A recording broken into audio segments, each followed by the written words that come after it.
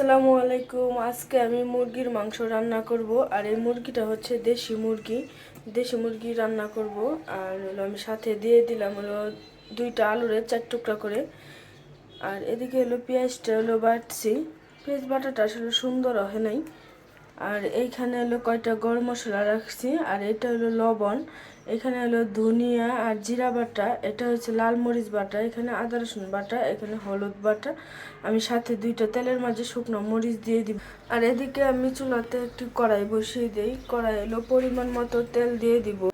আমার তেলটা কিছুক্ষণ গরম করার পর তার মধ্যে দিয়ে দিব হলো পেঁয়াজ। তার সাথে দিয়ে দিব আমি সবগুলো মশলা আমি একসাথে দিয়ে ভালোভাবে কষিয়ে নিব। আমি একটি ভাজা কাঠির সাহায্যে এভাবে নাড়াচাড়া দিয়ে মিক্স করে দিব। আর বাটা মশলাগুলো বারবার নাড়াচাড়া দিতে হয়, নাহলে নিচে এলো পোড়া লেগে যায়।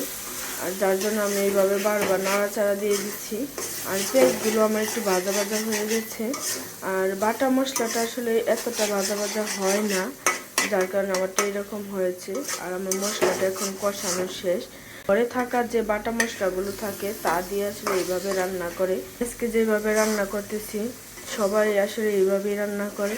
অনেকে চাইলে 2-1টা বাদাম বেটে দেয় বা একটু টক দিয়ে দেয়, কিন্তু আসলে আমি আজকে ওইভাবে রান্না করব না।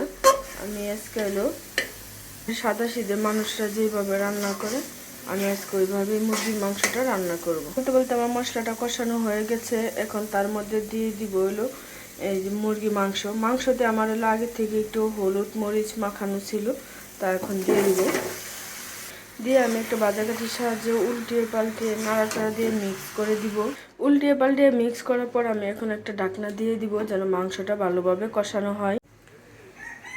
কিছুক্ষণ পর ঢাকনাটা খুলে আবার একটা নাড়াচাড়া দিয়ে দিব।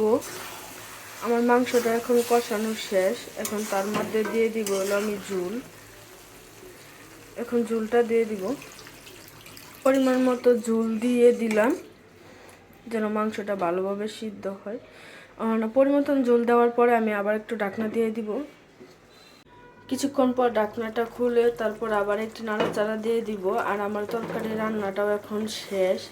বাটা মশলার তরকারির ঝোলটা দেখে কতটা ঘন হয়েছে, অনেকটা আঠালো আঠালো। আর যারা হইলো সবসময় বাটা মশলা খান না, তারাও একদিন এইভাবে আমার মতন রান্না ট্রাই করে দেখবেন। রান্নাটা করলে আসলে খাবারটা কেমন হয়। আর আমার কাছে সবসময় বাটা গোটা মশলা দিয়ে আসলে মাংস রান্না করতে ভালো লাগে। বাটা মশলা দিয়েই বেশিরভাগ রান্না করি। মাঝে মাঝে মাঝে পেঁয়াজগুলো অনেক সময় কেটেও দিই। আবার হলো বাটা মশলা আমার সবসময় থাকে, পেঁয়াজগুলো আমি আগে থেকেই বাটে নিই। আমার মাংস রান্নার কালারটা কেমন হয়েছে আপনারা হলো বলে যাবেন।